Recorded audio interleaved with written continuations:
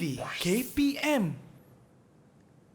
Hai, Assalamualaikum. Salam sejahtera kepada semua yang sedang menyaksikan slot Sukses SPM 2022 bersama saya pengacara anda, Irfan Syahmi. Hari ini sebenarnya murid-murid, kita akan membicarakan tentang mata pelajaran sejarah dengan topik tingkatan 5 dan pastinya kita akan bawakan seorang guru yang luas pengalamannya. Kita saksikan dulu profil guru kita.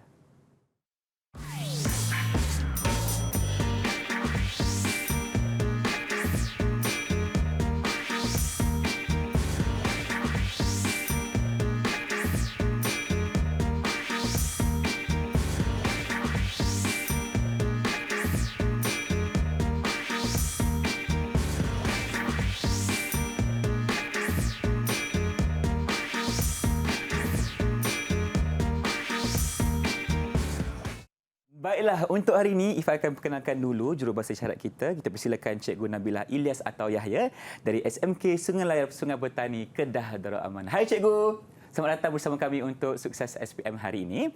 Dan pastinya, siapakah gerangan guru yang akan menemani Ifan? Kita persilakan Cikgu Nohayati Muhammad Razan, Ketua Bidang Kemanusiaan dari SMK Mat Kilau, Kuantan, Pahang. Assalamualaikum Cikgu. Waalaikumsalam Ifan dan juga kepada Cikgu Nabila. Apa khabar, sihat? Alhamdulillah sihat. Alhamdulillah. Dan semangat. Dan semangat, itu yang kita mahukan. Kerana hari ini kita akan membicarakan tentang topik tingkatan 5 dengan tajuknya Kecemerlangan Malaysia di Persada Dunia. Dan pastinya kita tidak bertiga sahaja Cikgu. Kerana kita akan ditemani oleh dua murid Cikgu dalam talian. Apa kata kita perkenalkan siapakah mereka? Silakan Cikgu. Okey, jadi kita ada dua murid yang akan bersama-sama kita dalam perbincangan sukses pada hari ini. Yang pertama cikgu perkenalkan ialah Ahmad Zaim. Okey, Ahmad Zaim lambai, dan seterusnya ialah Mifzal Danish. Okey. Mifzal Danish. Okey, Mifzal Danish. Jadi dua murid ini yang akan bersama-sama kita sepanjang dalam sesi perbincangan kita hari ini. Baik Cikgu, nampaknya kita ditemani oleh dua ekor kumbang yang segak bergaya di sana. Jadi tanpa lengahkan masa Cikgu, jom kita mulakan kelas kita pada hari ini. Silakan. Okey, jadi hari ini kita akan membincangkan satu tajuk yang mana tajuk ini merupakan salah satu daripada topik atau kita dalam SP yang mana kita membincangkan tentang Malaysia dalam isu global contemporary. Jadi persoalan yang cikgu ingin kemukakan di sini kepada murid-murid di dalam Google Meet dan juga murid-murid yang berada di luar, apakah yang anda faham tentang maksud isu global contemporary? Okey, jadi boleh cikgu minta sama ada Danish ataupun Zaim untuk memberikan jawapan apa yang mereka faham tentang maksud isu global contemporary. Okey, silakan. Siapa yang bersedia? Siapa nak mulakan? Apa yang anda faham tentang isu global contemporary? Ya, silakan Zaim. Berbaju ungu. Isu global contemporary ni isu-isu global yang terkini yang sedang dihangatkan. Isu global yang dihangatkan, okey. Dihangatkan.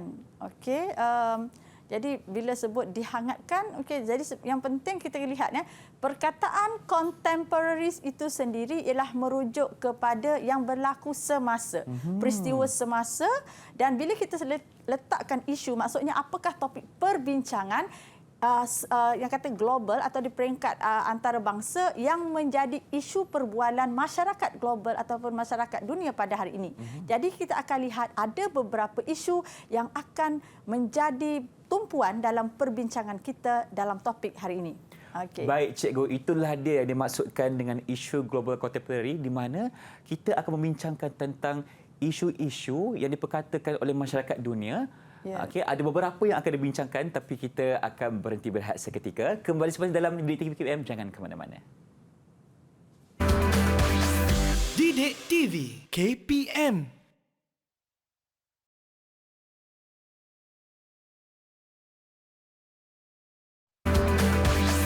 Didik TV KPM. Bersama kami dalam slot Sukses SPM 2022, kita sedang membicarakan tentang mata pelajaran sejarah tingkatan 5 tentang isu-isu global contemporary. Jadi, untuk segmen kali ini, Cikgu, apa pula diskusi kita? Okey, terima kasih Ifan. Jadi perbincangan kita dalam segmen ini ialah kita akan melihat apakah yang dikatakan ataupun topik-topik yang dijadikan sebagai perbualan hangat masyarakat global pada hari ini. Okey, jadi apabila kita lihat ini merupakan salah satu topik dan murid-murid yang berada di rumah juga boleh merujuk buku teks pada subtopik 10.1. Okey, yang mana isu-isu global contemporary yang dibincangkan dalam buku teks sejarah tingkatan 5 merangkumi 5 isu sebagaimana yang kita lihat antara isu yang diperkatakan ialah berkaitan dengan penyalahgunaan dadah. Okay, isu berkaitan dengan pemerdagangan, pertindihan sempadan, kempen anti minyak sawit, kemudian kita lihat isu pemerdagangan orang, okay?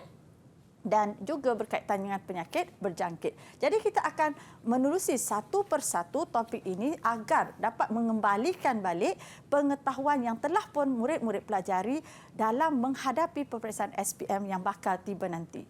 Okey, kita pergi pada bahagian ataupun isu pertama iaitu isu penyalahgunaan dadah. Jadi kalau kita lihat isu ini sebenarnya isu yang memang menjadi satu isu yang bukan lagi isu yang asing kepada kita masyarakat di Malaysia mahupun menjadi isu yang jadi satu perbualan dalam masyarakat global. Okey, kerana penyalahgunaan dadah ini dia telah menjadi satu isu yang boleh merosakkan sebuah bangsa. Okay, jadi kalau kita lihat di sini apa yang dimaksudkan dengan isu penyalahgunaan dadah ini, kerana dia telah dengan penyalahgunaan dadah ini dia telah merosakkan bangsa ini dan inilah sebenarnya yang menjadi kalau kita lihat dalam fokus ini kita lihat apakah kesungguhan yang ditonjolkan oleh kerajaan Malaysia dalam menangani masalah ini atau isu ini. Jadi kita lihat Malaysia merupakan antara negara yang secara committed ataupun kata-kata secara memang bersungguh-sungguh dalam menangani isu ini dengan penguatkuasaan undang-undang yang ketat terhadap kesalahan-kesalahan melibatkan penggunaan jenayah dadah. Dan kalau kita lihat bentuk hukuman yang dikenakan di Malaysia juga antara negara yang mengenakan hukuman yang berat terhadap kesalahan dadah. Jadi isu-isu ini kemudian inilah kalau kita lihat pada paparan bagaimana kesungguhannya dengan Malaysia telah membawa isu berkaitan dadah ini melalui forum-forum antarabangsa.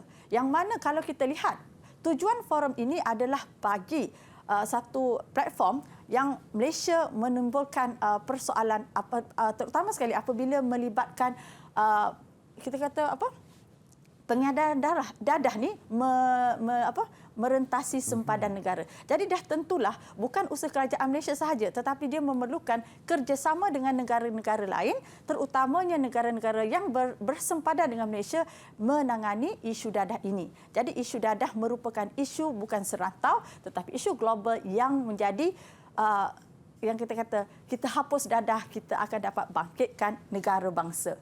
Okey, jadi kita lihat kemudian isu kedua yang saya nak berikan fokus sebagai kita kata pembugaran semula kepada murid-murid ialah berkaitan dengan isu pertindihan sempadan. Jadi apabila kita lihat kepada isu pertindihan sempadan, antara isunya ialah pertindihan sempadan ini apabila berlaku tuntutan beberapa buah negara terhadap sesuatu kawasan ataupun wilayah yang mana setiap pihak itu mempunyai kepentingan mereka masing-masing. Jadi antara perkara-perkara ataupun tuntutan yang pernah melibatkan negara kita dan negara-negara lain, pertama ialah kalau kita lihat itu isu tuntutan Pulau Batu Putih. Yang mana tuntutan Pulau Batu Putih ini melibatkan negara Malaysia dan negara Singapura. Jadi isu ini merupakan satu isu yang sekiranya tidak ditangani secara berhemah, dia akan mencetuskan konflik yang mungkin akan menggugat kepada kedaulatan negara. Oleh itu, isu ini kita lihat telah berjaya diselesaikan melalui Mahkamah Antarabangsa yang mana telah memberikan hak Pulau Batu Putih ini kepada kerajaan Singapura. Jadi sayangnya di situ Malaysia tidak mendapat Pulau Batu Putih. Walau bagaimanapun kalau kita lihat dalam isu tuntutan yang lain iaitu isu tuntutan Pulau Sipadan dan Ligitan, kita lihat bahawa isu ini juga merupakan tuntutan antara Malaysia dengan negara Asia Tenggara yang lain iaitu Indonesia. Jadi disebabkan kita kata perebutan ini maka kita gunakan saluran Mahkamah Antarabangsa untuk menyelesaikan pertikaian dan akhirnya tuntutan ini telah berjaya diperoleh oleh Malaysia. Jadi kita berjaya mendapatkan Pulau Sipadan dan juga Ligitan. Okey, seterusnya kalau kita lihat, ada satu lagi perebutan kawasan yang mana bukan hanya melibatkan dua negara, tetapi ada beberapa negara. Okey, mungkin Abang Irfan boleh bagi komen? Betul cikgu. Kan? Sebab saya rasa isu ini masih belum selesai hingga kini. Ya, betul. Dan mungkin saya nak tahu juga cikgu, kenapa Kepulauan Spratly ini menjadi rebutan ramai cikgu? Okey, jadi saya bawa soalan Irfan tadi kepada murid-murid kita yang di dalam talian. Okey, jadi kalau tadi kita lihat Zaim telah pun memberikan pandangan beliau tentang maksud, kan? Jadi kita kena faham maksud global contemporary. Jadi kita lihat apa pandangan Danish tentang isu Spratly ini. Okey, mengapa Spratly ini menjadi rebutan? Apa istimewanya? Cuba cerita sikit Danish. Okey. Bagi pandangan saya, Kepulauan Spratly ini menjadi rebutan sebab dia punya geostrategik dia. Geostrategi maksudnya dia punya sikit dekat Kepulauan Spratly tu. Satu lagi dengan dia punya aspek perdagangan. Maksudnya mungkin ada perikanan ke ataupun boleh buat pelancongan. Jadi kalau ada pelancongan itu boleh sumber ekonomi negara juga. Ya. Okey, Baik, itu terima kasih. jawapan daripada Danish. Okey, terima kasih Danish. Jadi ada jawapan Danish itu yang memang bertepatan dengan konten ataupun kita kata isi kandungan dalam buku teks, iaitu kepentingan Spratly adalah bagi memenuhi kepentingan geostrategiknya. Okey, maknanya kerana kedudukan Spratly ini berada di tengah-tengah di lautan Laut Cina Selatan, yang mana kita tahu banyak lagi tuntutan ataupun pertikaian yang berlaku melibatkan pelbagai pihak di Laut Cina Selatan. Betul, Malah cikgu. kita kata ada juga diwar-warkan, okey, siapakah yang memiliki Laut Cina Selatan. Tetapi dalam perbincangan kita tentang Spratly, okey, kalau kita lihat, Spratly ini telah melibatkan 6 buah negara. Betul. Yang mana antara negara-negara tersebut adalah negara kita, Malaysia. Okey, selain negara Malaysia, kita nak tanya pula Zaim, apakah negara yang terlibat dalam tuntutan di Spratly, Zaim? Zaim kongsikan. Negara China, lepas tu Filipina, Brunei dan juga Vietnam. Okey, terima kasih. Jadi di situ kalau jawapan yang diberikan oleh Zaim melengkapkan pada 5 buah negara. Jadi sebenarnya kalau kita lihat, bukan 5 buah negara tetapi 6 buah negara yang sebenarnya menuntut Kepulauan Spratly. Malah kalau kita lihat pada jawapan Zaim iaitu China, kita tahu bahawa China ini bukan sahaja menuntut tetapi dia mengukuhkan kekuatan atau aset ketenteraannya di Kepulauan Spratly. Okey. Jadi ini juga sebenarnya merupakan satu perkara yang membawa kepada konflik dan kita kata tumpuan oleh satu lagi kuasa besar dunia, iaitu Amerika Syarikat. Amerika Syarikat. Kerana Amerika Syarikat ni mungkin kita lihat berada di luar daripada rantau Asia. Betul. Asia ini, tetapi Amerika juga melihat tindakan China ini boleh menggugat kepada kepentingan Amerika di rantau ini. Okey, jadi kita bawa seterusnya isu ialah ini, kalau murid-murid boleh lihat dalam buku teks ada QR code kalau ingin mengetahui dengan lebih lanjut tentang isu pertindahan sempadan. Okey, murid-murid boleh ambil telefon dan imbaskan pada kod ini. Okey, kita lihat isu yang seterusnya ialah kempen anti minyak sawit. Jadi kempen ini sebenarnya adalah satu kempen yang diadakan oleh pengeluar, negara-negara pengeluar minyak soya. Kerana minyak sawit merupakan satu kira macam persaingan kepada minyak soya. Jadi negara-negara pengeluar ini, soya ini, mereka telah memberikan kempen macam seolah-olah menunjukkan bahawa minyak sawit ini tidak bermutu ataupun boleh memberi mudarat kepada kesihatan. Malah ada juga mereka ataupun pihak NGO yang telah memberikan tekanan kepada anti minyak sawit ini kerana dikatakan bahawa kita kata penanaman kelapa sawit ini telah membawa kepada isu pencemaran alam sekitar. Jadi kita lihat bagaimana Malaysia ini menangani kempen anti minyak sawit, dan kita lihat antara yang kita boleh fokuskan ialah bagaimana Malaysia telah telah mempromosikan kepada amalan pertanian yang baik sebagai satu cara untuk menolak dakwaan bahawa penanaman kelapa sawit ini membawa kepada pencemaran alam sekitar. Okey, jadi kita bawa seterusnya. Okey, kalau kita lihat kita akan ada satu paparan video yang mana menerangkan tentang isu yang seterusnya. Okey, kita saksikan. 10 kes pemerdagangan rakyat Malaysia di luar negara membabitkan wang tebusan dilaporkan dengan sindiket meminta sejumlah wang hingga RM300,000 daripada ahli keluarga sebagai syarat melepaskan mangsa. Kes dilaporkan berlaku di Kemboja, Thailand dan Myanmar dengan mangsa tertipu oleh sindiket yang menawarkan pekerjaan dalam bidang telepemasaran dengan gaji lumayan. Perkara itu didedahkan Ketua Biro Aduan dan Perkhidmatan Awam MCA Datuk Seri Michael Chong yang menerima aduan berhubung semua kes terbabit daripada ahli keluarga mangsa dalam tempoh sebulan sejak awal bulan lalu. Beliau berkata modus operandi sindiket menghubungi mangsa melalui laman sosial bagi menawarkan pekerjaan. Mangsa yang berminat kemudiannya akan memberi maklum balas sebelum mereka dibawa ke luar negara, kebanyakannya melalui lorong tikus. Mangsa tertarik kerana pekerjaan ditawarkan dengan gaji menggunakan mata wang dolar Amerika sekitar $3,000 hingga $4,000 atau hampir RM17,000. Pihaknya menasihatkan keluarga mangsa yang menerima panggilan daripada sindiket yang meminta wang tebusan agar tidak melayan permintaan itu kerana menyalahi undang-undang. Sebaliknya, mereka perlu membuat laporan polis dan menghubungi pihak kedutaan untuk tindakan lanjut. Terima kasih rakan setugas. Itulah dia cikgu, berita terkini tentang isu pemerdagangan manusia yang masih berlaku sehingga ke saat ini. Ya, betul Irfan. Jadi isu inilah yang kita kata isu global yang sebenarnya murid-murid tingkatan 5 terutamanya dan juga murid-murid yang 4 dan 5 secara umumnya perlu tahu.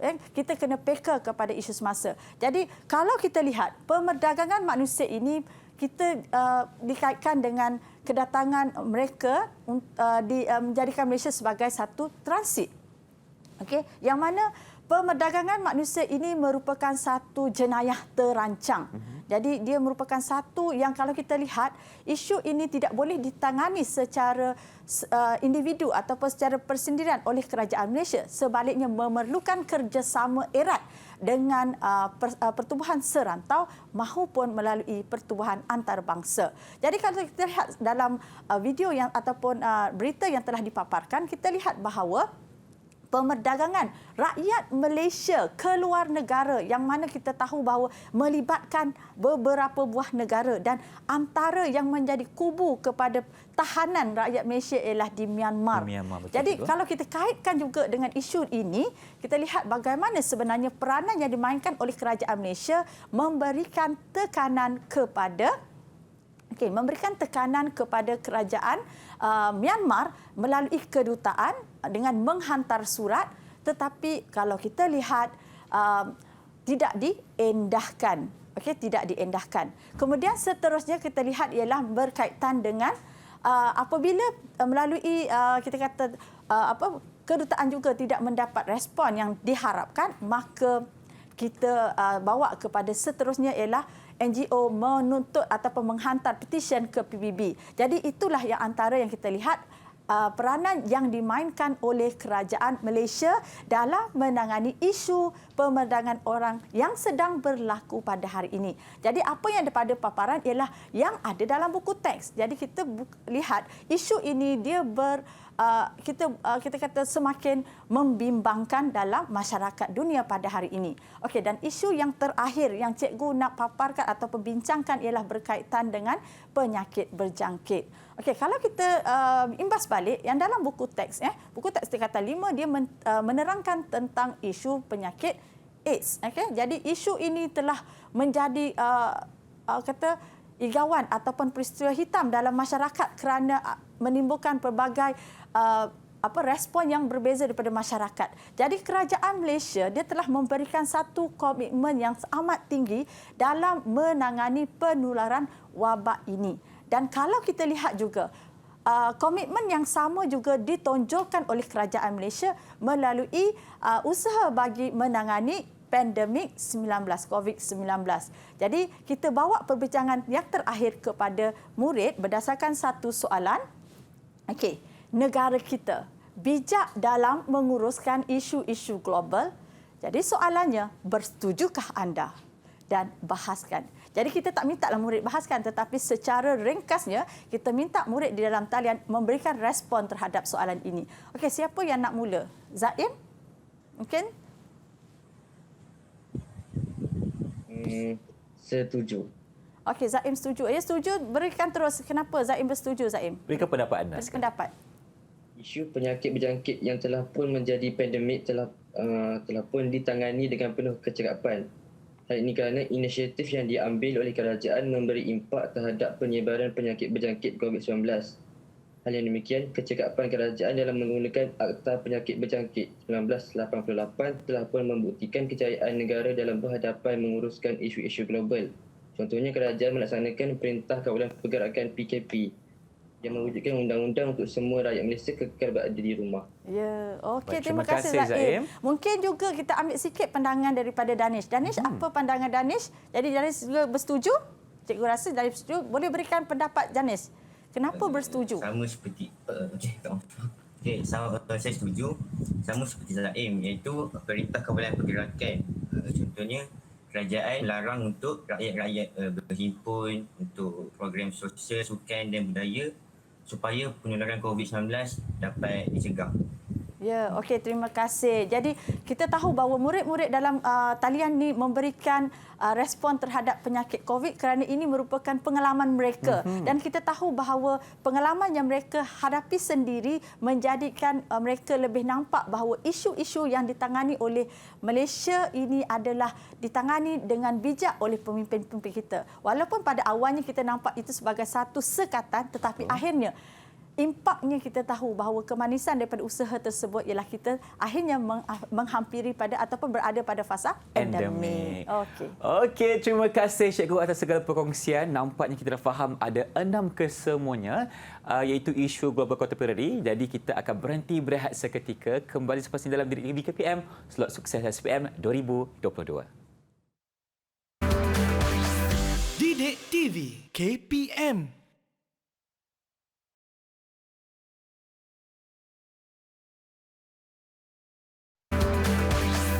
Didik TV KPM. Inilah dia slot sukses SPM 2022. Kita sedang membicarakan tentang isu global contemporary di Malaysia. Jadi untuk segmen kali ini, cikgu akan bawakan kita perbincangan tentang soalan esei pula. Jadi di sini mereka perlu menulis jawapan. Silakan cikgu. Okey, terima kasih Ifan. Sekali lagi kita akan melihat kepada isu-isu global contemporary. Sebelum cikgu bincangkan tentang soalan-soalan bagaimana cara kita menjawab soalan-soalan esei ataupun soalan kertas 2 bahagian B, cikgu ingin menekankan sekali lagi ialah tentang maksud konsep global contemporary. Jadi isu global contemporary merujuk kepada peristiwa atau isu-isu semasa, topik-topik yang menjadi perbualan hangat dalam masyarakat global pada hari ini. Okey, jadi kita bawa perbincangan kita kepada satu contoh soalan. Kita kata kertas esei, yang mana kertas esei ini kita lihat bahawa kalau dari segi saya rasa dari pengalaman yang mungkin yang sama juga sebenarnya, kertas 2 ini terbahagi kepada bahagian A dan bahagian B. Jadi bahagian A wajib dijawab oleh semua calon. Bahagian B, calon boleh memilih 3 daripada 5 soalan yang dikemukakan. Kerana jumlah keseluruhan soalan dalam kertas 2 bahagian A ialah 4 soalan yang membawa markah setiap soalan itu ialah 10 markah. Jadi bahagian A telah membawa kepada jumlah markah 40 keseluruhan. Manakala 60 markah lagi berkumpul pada bahagian B.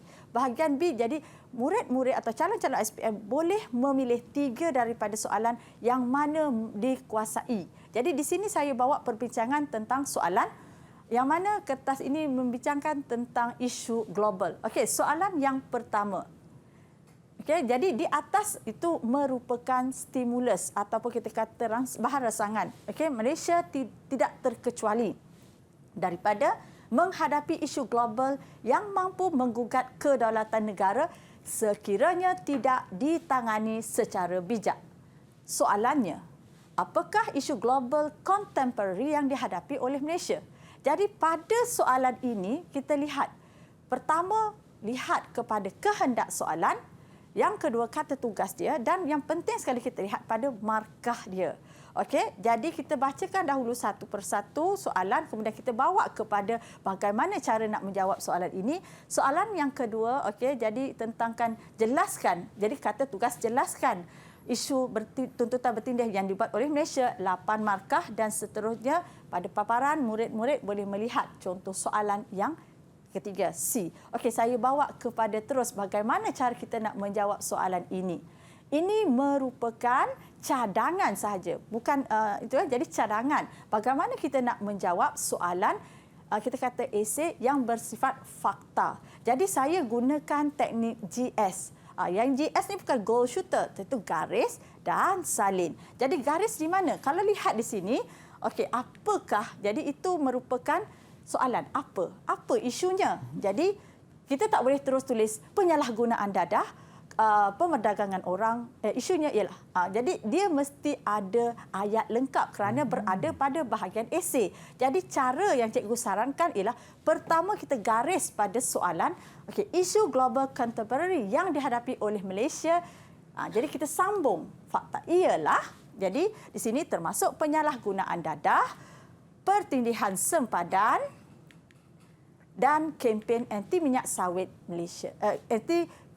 Minyak sawit. Okay? Kemudian mungkin kita tahu ada 5. Kenapa saya tak letakkan kelima-lima dalam satu ayat? Jadi kalau dari satu sudut teknikalnya, yang saya yang sentiasa amalkanlah, biasanya kita kalau boleh kita pecahkan kepada 2 ayat. Okey, kalau 5 tu kita pecah 3, 2, 3. Okey, sebagai orang kata nampak lebih fokus. Okey, kemudian kita gunakan penanda wacana. Seterusnya selain itu. Di sini saya gunakan penanda wacana selain itu. Isu lain ataupun isu lain yang dihadapi oleh Malaysia ialah isu pemerdagangan manusia dan penyakit berjangkit. Jadi kalau lihat pada paparan, kita sudah menyatakan kelima-lima isu dan markah kita, ingat 4 markah. Tapi jangan risau, tidak ada penolakan apabila kita menjawab lebih daripada yang dikehendaki. Maka di sini calon SPM akan dapat markah penuh 4 markah. Cikgu nak tanya soalan. Ya. Kalau tadi ada murid tu dia bagi 5 jawapan, Ya. tapi ada 1 salah, Ya. macam mana cikgu? Adakah markah akan ditolak ataupun yang betul tu dikira? Yang betul dikira lah. Okey. Kalau ikutkan dia dah bagi 5, tapi ada 1 yang salah. Jadi yang 4 tadi dah tentu yang betul lah kan. So Kalau tak ada masalah lah. Tak ada masalah. Jadi, tapi kena pastikan 4 tu kena betul lah. Tapi kita, itu saya kata, kita dapat bagi lebih, kita bagi lebih. Okay? Sebab kalau kita tetapkan, saya takut nanti apa yang kita huraikan itu mungkin dianggap sebagai isi yang sama. Jadi kita dah rugi dekat situ. Okey, jadi kita lihat soalan yang kedua pula. Okey, jadi cikgu nak ingatkan satu lagi, apabila kita menjawab soalan, kita pilih jangan salin soalan pada kertas jawapan. Kita tuliskan nombor soalan. Jadi biasanya soalan daripada topik isu global ini berada pada soalan yang terakhir. Jadi maknanya mungkin soalan 9A. Jadi kita tulis soalan tadi 9A. Kemudian bila kita menulis jawapan, kemudian kita langkau dan kita tulis pada 9B. Tepi jawapan kita tulis 9B. Okey, ini adalah dari segi teknikal. Teknik ya. Okey, dan cikgu harap tidak ada berlaku macam tiba-tiba soalan jawapan 9B itu berada pada helaian yang lain. Okey. Tapi sekiranya berlaku tak ada masalah. Kita tulis juga sambungan di muka surat. Kita tulis. Beritahu siap-siap. Beritahu siap-siap. Sebab sekarang kalau kita lihat, berdasarkan pengetahuan saya, pemeriksaan adalah secara online. Jadi bila online, bila kertas di-scan, kemungkinan akan berlaku orang kata percampuran. Akan percampuran. Jadi apabila kita menulis ni, kita tahu bahawa kita beri contohnya muka surat 5, tiba-tiba muka surat 6 tu dia pergi ke belakang, muka surat 7. So kat situ dari segi teknikalnya. Okey, kita bawa kepada perbincangan soalan kembali. Okey, jelaskan. Apabila kata tugas jelaskan, maka apa yang calon perlu jawab ialah fakta dan huraian. Okey, di sini jelaskan. Juga teknik GS, garis dan salin. Yang salin tu ialah daripada soalan. Tuntutan bertindih yang dibuat oleh Malaysia ialah tuntutan terhadap Pulau Batu Putih. Tuntutan ini melibatkan Malaysia dengan Singapura. Okey. Kemudian tuntutan ini berjaya diselesaikan melalui keputusan Mahkamah Antarabangsa. Okey, fakta yang pertama. Bila kita nak masuk fakta yang kedua, kita gunakan penanda wacana. Seterusnya, selain itu, jadi kan di samping itu ataupun isu kedua kan. Jadi sini saya gunakan selain itu, Malaysia juga terlibat dalam tuntutan isu Pulau Sipadan dan Ligitan. Satu lagi markah. Kemudian melibatkan negara mana? Tuntutan ini melibatkan Malaysia dengan Indonesia. Kemudian keputusan bagaimana? Keputusannya Malaysia, kalau kita lihat, berjaya menuntut Pulau Sipadan. Dan saya tambah lagi di sini iaitu tuntutan yang masih belum selesai ialah berkaitan tuntutan terhadap Kepulauan Spratly. Jadi belum selesai tu dah satu markah. Kita menghuraikan kepada apa isu yang belum selesai tersebut, Kepulauan Spratly. Kalau kita lihat kat sini, kita dah ada 9 isi ataupun kita tik 9 markah. Jadi kita nakkan 8. Okey, jadi ini adalah kita kata ini secara lazimnya lah. Okey, kelazimannya kalau di peringkat sekolah, maka di sini melayakkan murid-murid untuk mendapat maksimum, dia akan tulis maksimum 8 markah. Kita dah ada 9 tapi maksimum dah dapat. Okey, kita pergi pada soalan yang terakhir. Soalan terakhir biasanya adalah soalan kebat. Kalau soalan fakta, cikgu gunakan teknik garis salin. GS, betul? GS, goal shooter. Tapi kalau dalam teknik yang kita kata soalan kebat, cikgu gunakan G-Shock. G-Shock? Ya, Okey, maksudnya? selalu G-Shock dikaitkan dengan jam G-Shock. Tapi G-Shock di sini ialah garis salin plus fakta. Jadi nak tahu HOCK itu apa, kita lihat di sini. Okey, dengan teknik yang tak sama, pemimpin negara kita mampu memelihara kedaulatan negara dari ancaman luar. Okey, salin plus fakta. Maksudnya ayat pertama dia ialah dengan mengukuhkan perpaduan kaum, fakta dia. H dia ialah hal ini, penanda wacana bagi huraian. Hal ini kerana perpaduan kaum merujuk keadaan rakyat negara hidup dalam masyarakat bersatu dengan negara-negara rantau Asia yang lain. Okey, kita sebenarnya kat sini saya trik. Kalau murid-murid yang belajar dengan cikgu selalu menekankan konsep perpaduan kaum. Tapi kita tak boleh guna maksud perpaduan kaum itu dalam konteks ini. Baik. Sebab perpaduan kaum itu merujuk kepada dalaman. Sedangkan yang kita nak bincangkan adalah isu global ataupun serantau. Jadi kita tukar kaum itu maksud perpaduan negara-negara serantau atau negara global. Okey, jadi O maksudnya huraian lanjutan. Oleh itu, G-Shock kan. Okay. Oleh itu, semua pihak saling menghormati dah dapat markah. Bertolak ansur dalam menangani sebarang isu atau konflik yang timbul. C ialah contohnya pemimpin Thailand, Malaysia dan Thailand bekerjasama bagi bekerjasama. Okey, menjaga apa? Sempadan negara daripada sebarang jenayah, rentas sempadan. Ada lagi contoh lagi kat situ iaitu sindiket pengedaran dadah. Okey, ialah kesannya. Okey, kesannya ni saya beri cadanganlah. Jangan panjang. Kesannya negara aman, kesannya politik stabil begitu. Ini sebenarnya adalah satu fakta sahaja. Jadi kalau soalan esei, cikgu saran murid menjawab fakta yang kedua. Jadi gunakan perenggan yang seterusnya. Kita gunakan penanda wacana seterusnya. Okey, ini adalah cadangan dan huraian bagi satu fakta sahaja. Okey.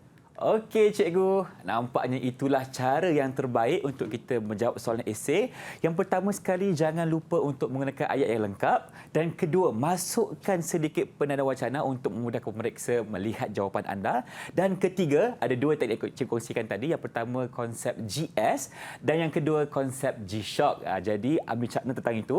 Jadi, kita akan berhenti berehat seketika. Kembali selepas dalam Sukses SPM 2022. Didik TV KPM.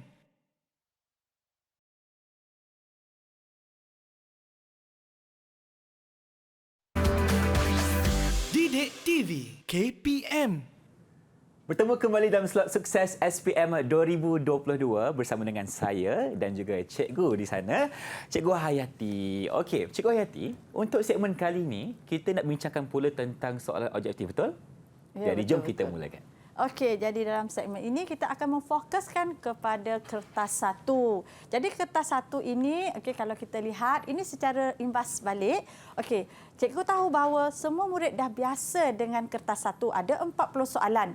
Lazimnya soalan pertama hingga soalan 20 lazimnya adalah datangnya daripada tingkatan 4. Jadi soalan 21 hingga soalan 40 lazimnya datang daripada tingkatan 5. Dan soalan ini sebenarnya dia berturut mengikut, kalau kita lihat adalah mengikut topik.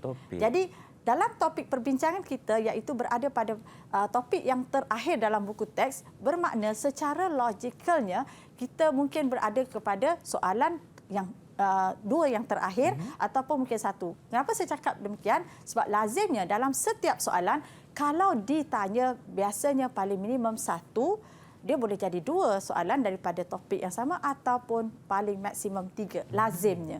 Jadi kita lihat di sini, okey, sebagaimana yang dilihat pada paparan, okey, kita terus bawa perbincangan kita dalam soalan objektif yang pertama dalam topik ini. Jadi soalan objektif ini sebenarnya ada 2 bentuk, yang mana ini merupakan bentuk yang lazim yang murid-murid dah biasa, iaitu soalan ada pilihan A, B, C dan D. Okey, kita buka soalan ini kepada, kita lihat, kita bagi Danish dululah jawab. Okey, Danish.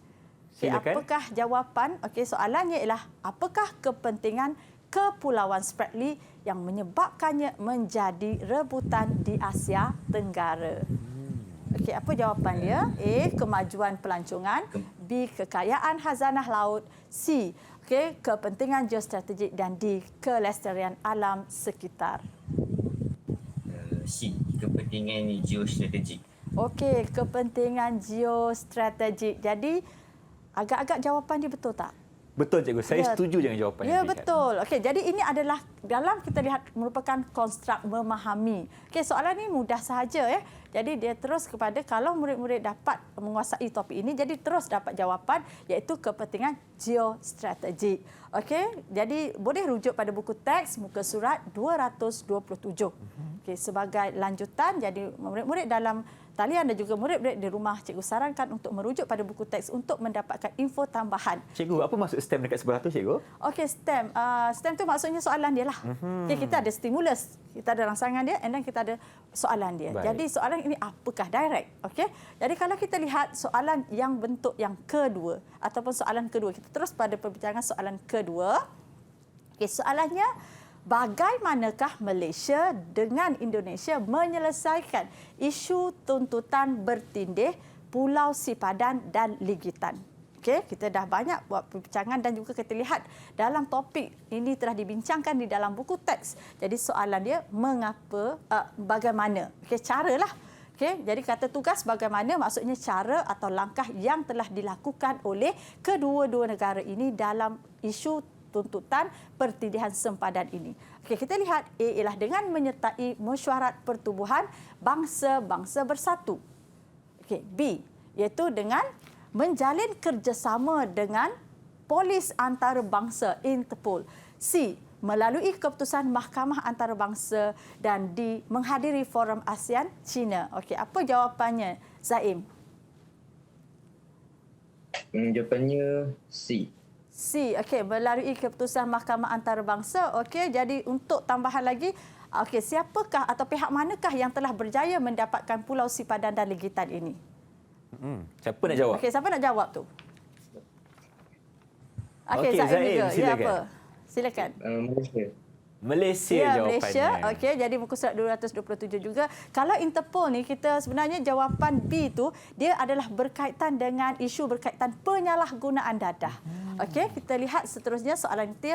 Malaysia menggunakan pendekatan berhemah untuk menyelesaikan masalah kempen anti minyak sawit. Jadi kata tugas dia atau soalan dia ialah mengapa? Okey, pendekatan tersebut digunakan. Kenapa kita guna cara yang berhemah? A. Mendapat sokongan dunia. B. Mengatasi pencerobohan luar. C. Mengelakkan sebarang konflik. Dan D ialah untuk mengukuhkan hubungan diplomatik. Okey, cikgu buka kepada sekarang yang belum jawab lagi apa? Danish ya? Danish. Kita dah patah balik kepada Danish, cikgu. Sebab patah ada balik dua kepada je, Danish, cikgu. kan? Kalau tak, saya yang kena jawab. Silakan. Danish. Jawapannya C. Jawapan dia C. Okey, mengapa? Jadi kita lihat, okey, untuk mengelakkan konflik. Betul. Kita perlu menggunakan cara berhemah. Kita tidak boleh menggunakan cara kemarahan dan kerana ini melibatkan negara. Dan apabila melibatkan negara, pemimpin dia mesti mempunyai ciri pemimpin yang berfikiran matang, berpandangan jauh, dan kita terus kepada perbincangan soalan yang terakhir yang cikgu sediakan untuk murid-murid dalam talian dan juga murid-murid di rumah. Ini merupakan bentuk soalan yang kedua yang kita kata aneka pelengkap, yang mana soalan ini bilangannya tidaklah banyak kerana bilangan soalan ini dia agak sukar kepada calon-calon. Jadi mungkin ada 2 atau 3 soalan. Okey, pemerdagangan manusia merupakan satu strategi jenayah terancang. Soalannya, mengapakah Malaysia menjadi negara pilihan kepada aktiviti pemerdagangan manusia ni? Jadi kalau kat sekolah cikgu suruh highlight 2 highlighter warna berbeza. Mengapa satu warna dan juga menjadi negara pilihan tu saya akan highlightkan Warna yang lain murid pula. warna lain. Okey, jadi ini pilihannya perkembangan ekonomi dan kemakmuran Malaysia ke pelbagai masyarakat di Malaysia kerana Malaysia mempunyai banyak destinasi pelancongan dan yang pilihan keempat ialah kedudukan Malaysia yang strategi. Okey, kita buka terus kepada Zaim. Zaim, sila jawab soalan ini, Zaim. Jawapannya 1 dan 4. B. Ya, 1 dan 4 tanpa ragu-ragu, maka jawapan ini tepat ya kerana kedudukan yang strategik lah. Maka kalau kita lihat kat situ, ke pelbagai masyarakat Malaysia dia tidak membawa kita kata adalah jawapan yang perlu kita sisihkan awal-awal. Jadi mana-mana yang ada jawapan 2 kita boleh terus sisihkan. Potong siap-siap, potong cikgu. siap-siap. Jadi di sinilah kalau kita lihat jawapannya 1 dan 4. Yang kedua cikgu tentang perkembangan ekonomi dan kemakmuran Malaysia. Kan? Sebab itulah dalaman kan. Betul. Dia macam terlalu spesifik pada satu. Sedangkan kalau kita lihat jawapan yang keempat pertama itu dia merangkumi pelbagai aspek. Okey, jadi itu adalah berkaitan dengan bentuk soalan kertas 1 yang kita bincangkan dalam topik hari ini. Baik cikgu, terima kasih dan tahniah Afifah ucapkan kepada kedua-dua murid kita iaitu Zaim dan juga Danish kerana berjaya menjawab soalan dengan baik. Cemerlang hari ini cikgu, tahniah, berikan tepukan untuk diri sendiri. Wah, seronok dia orang. Okey, sekarang ni kita nak dapatkan sedikit rumusan daripada cikgu tentang topik kita pada hari ini, silakan. Okey, so dalam kesempatan ini cikgu ingin memberikan sedikit kata perkongsian lah. Okey, pertama dari segi teknik kita menjawab soalan. Pertama, kalau dalam kertas 1 kita kena, mungkin ada tanya tadi kenapa kita guna highlighter. Okey, daripada pengalaman saya, apabila kita tidak membuat catatan ataupun kita tak highlightkan pada kertas soalan, bila kita mencari jawapan dia akan fokus teralih dan kemungkinan kita akan memilih jawapan yang salah. Kemudian apabila kita menjawab soalan esei, bahagian esei, terutama sekali kertas 2, bahagian B, kita perlu menulis setiap jawapan. Contohnya nombor jawapan 7A, 7B, 7C. Dan kita langkaukan supaya dia lebih memudahkan mata pemeriksa untuk memeriksa. Selain pastikan kata tugas dan untuk memilih soalan kertas 2 mana yang kita rasa itu, pilihlah soalan yang topik yang anda kuasai. Mungkin topik pada perbincangan hari ini anda akan dapat kuasai dengan lebih, mungkin membantu, maka gunakan soalan yang ada dalam pilihan yang ada, yang ditawarkan. Dan yang penting kita lihat, pada saya adalah satu cara lagi ialah melihat manakah soalan yang menawarkan jawapan, untuk soalan kebat yang menawarkan jawapan yang lebih banyak. Okay, pilih yang itu kan? Pilih yang itu sebab senang dapat markah. Kebat tu ialah mana-mana munasabah. Betul, mana-mana munasabah. Kan? Kalau logik akan dapatlah markahnya kan cikgu? InsyaAllah. Okay. Baik, terima kasih saya ucapkan kepada Cikgu Nurhayati dan juga kepada Cikgu Nabila kerana bersama kami untuk episod hari ini, dan kita mengharapkan segala perkongsian cikgu tentang isu global contemporary ini dapat memberi manfaat kepada semua yang menonton, dan kita doakan agar calon-calon SPM akan berjaya menduduki peperiksaan kelak satu hari nanti. InsyaAllah, kita jumpa lagi dengan itu. Assalamualaikum dan salam sejahtera. Bye-bye.